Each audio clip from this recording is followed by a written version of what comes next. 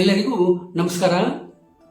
ಬೆಳಿಗ್ಗೆ ಎದ್ದ ತಕ್ಷಣ ಕೆಲವು ಜನರಿಗೆ ಟೀ ಅಥವಾ ಕಾಫಿಯನ್ನು ಕುಡಿದೇ ಇದ್ದರೆ ದಿನಾನೇ ಪ್ರಾರಂಭ ಆಗುತ್ತಲ್ಲ ಅಂತ ಹೇಳ್ಬೋದು.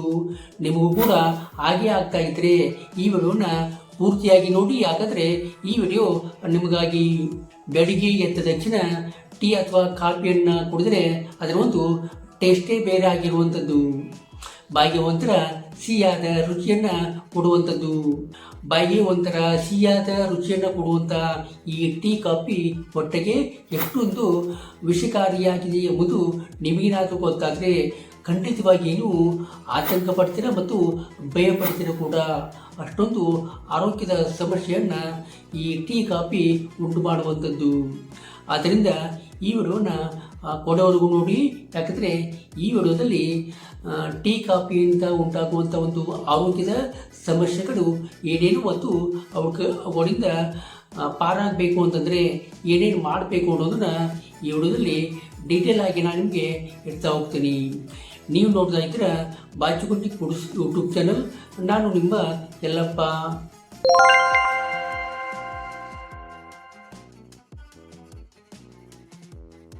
ಖಾಲಿ ಹೊಟ್ಟೆಯಲ್ಲಿ ಟೀ ಮತ್ತು ಕಾಫಿಯನ್ನು ಕೊಡೋದ್ರಿಂದ ಅಸಿಡಿಟಿ ಮತ್ತು ಗ್ಯಾಸ್ಟ್ರಿಕ್ ಸಮಸ್ಯೆ ಉಂಟಾಗುತ್ತದೆ ಅಂತ ಹೇಳ್ಬೋದು.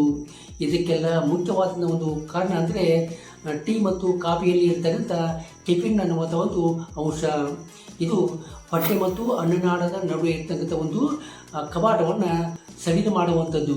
ಇದರಿಂದಾಗಿ ಹೊಟ್ಟೆಯಲ್ಲಿ ಇರ್ತಕ್ಕಂಥ ಒಂದು ಆಮ್ಲ ಎದೆಗೆ ಬಂದು ಎದೆ ಉರಿ ಮತ್ತು ಹಾರ್ಟ್ಬರ್ನ್ ಉಂಟಾಗಲು ಮುಖ್ಯವಾದ ಒಂದು ಕಾರಣ ಆಗುತ್ತೆ ಅಂತ ಹೇಳ್ಬೋದು.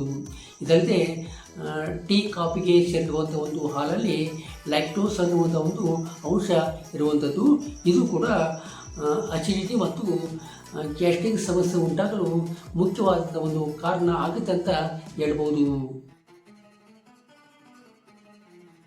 ಈ ಟೀ ಮತ್ತು ಕಾಫಿಯಲ್ಲಿ ಇರ್ತಕ್ಕಂಥ ಒಂದು ಟ್ಯಾನಿನ್ ಮತ್ತು ಕೆಫಿನ್ ಅನ್ನುವಂಥ ಅಂಶ ಪೋಷಕಾಂಶಗಳ ಕೊರತೆಗೆ ಕಾರಣ ಆಗುತ್ತೆ ಅಂತ ಹೇಳ್ಬೋದು.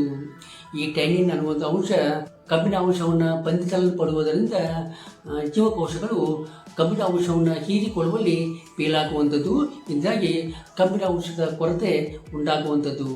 ಅದೇ ರೀತಿಯಾಗಿ ಈ ಕೆಫಿನ್ ಅನ್ನುವಂಥ ಅಂಶ ಕ್ಯಾಲ್ಸಿಯಂ ಕೊರತೆಗೆ ಕಾರಣ ಆಗುತ್ತೆ ಅಂತ ಹೇಳ್ಬೋದು.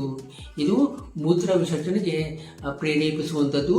ಇದರಿಂದಾಗಿ ಕ್ಯಾಲ್ಸಿಯಂ ಮೂತ್ರದಲ್ಲಿ ನಷ್ಟವಾಗುವಂಥದ್ದು.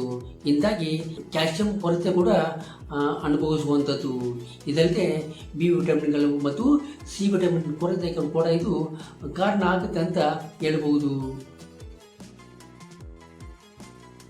ಟೀ ಮತ್ತು ಕಾಫಿಯಲ್ಲಿ ಇರ್ತಕ್ಕಂಥ ಒಂದು ಕೆಫಿನ್ ಅನ್ನುವಂಥ ಅಂಶ ಮೂತ್ರವರ್ತಕವಾಗಿ ಕಾರ್ಯ ನಿರ್ವಹಿಸುವಂಥದ್ದು.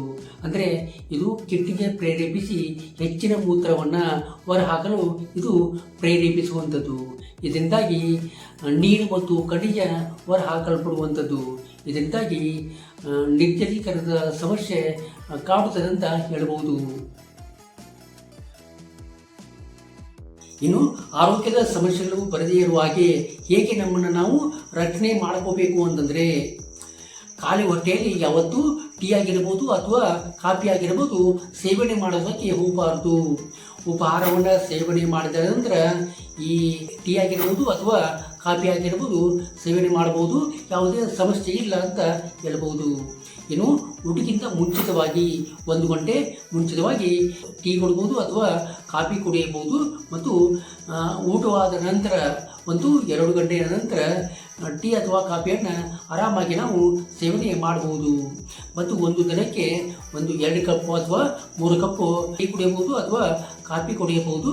ಯಾವುದೇ ಸಮಸ್ಯೆ ಇಲ್ಲ. ಅದೇ ಬಾಚುಗುಂಡಿ ಪ್ರಾರಂಭಿಸುವ ಮುಖ್ಯ ಉದ್ದೇಶ ಅಂದರೆ ಕೇವಲ ಮಸಾಲೆಯನ್ನು ಮಾರುವುದಲ್ಲ, ಜನರಿಗೆ ಆರೋಗ್ಯಕರ ಆಹಾರದ ಬಗ್ಗೆ ಮಾಹಿತಿ ನೀಡುವುದು, ಆಹಾರದಲ್ಲಿನ ಕಲಬೆರಕೆ ಬಗ್ಗೆ ಅರಿವು ಮೂಡಿಸುವುದು ಮತ್ತು ಶುದ್ಧವಾದ ಉತ್ತಮ ಗುಣಮಟ್ಟದ ಕಲಬೆರಕೆ ರಹಿತವಾದಂಥ ಒಂದು ಮಸಾಲೆಯನ್ನು ಜನರಿಗೆ ತಲುಪಿಸುವುದು ಬಾಚುಗುಂಡಿ ಕುಡಿಸಿನ ಮುಖ್ಯ ಗುರಿಯಾಗಿದೆ ಅಂತ ಹೇಳ್ಬೋದು. ಹಾಗೆ ಆರೋಗ್ಯಕರ ಆಹಾರ ಮಸಾಲೆಗಳ ಬಗ್ಗೆ ನಿಜವಾದ ಮಾಹಿತಿ ಮತ್ತು ವೈಜ್ಞಾನಿಕ ಆಧಾರದ ಮೇಲೆ ಯೂಸ್ಫುಲ್ ಆದ ವಿಡಿಯೋಗಳನ್ನು ಈ ಚಾನಲಲ್ಲಿ ತರ್ತಾ ಇದ್ದೀವಿ. ಅದಕ್ಕಾಗಿ ಅದಕ್ಕಾಗಿ ಈ ವಿಷಯ ನಿಮಗೆ ಇಷ್ಟ ಆಗಿದ್ರೆ ಈ ವಿಡಿಯೋಗೊಂದು ಲೈಕ್ ಮಾಡಿ ಮತ್ತು ನಮ್ಮ ಯೂಟ್ಯೂಬ್ ಚಾನಲ್ನ ಸಬ್ಸ್ಕ್ರೈಬ್ ಮಾಡಿಕೊಂಡಿಲ್ಲ ಅಂತಂದರೆ ಈಗಲೇ ಸಬ್ಸ್ಕ್ರೈಬ್ ಮಾಡಿಕೊಳ್ಳಿ ಮತ್ತು ನಿಮ್ಮ ಫ್ರೆಂಡ್ಸ್ ಮತ್ತು ಮೊಬೈಲ್ಗೆ ಈ ವಿಷಯವನ್ನು ಹಂಚಿಕೊಳ್ಳಿ. ನಿಮ್ಮ ಪ್ರೋತ್ಸಾಹವೇ ಭಾಷೆಗುಣ ಪುರುಷನ ಬೆಳೆಯುವ ಒಂದು ಶಕ್ತಿ ಅಂತ ಹೇಳ್ಬೋದು.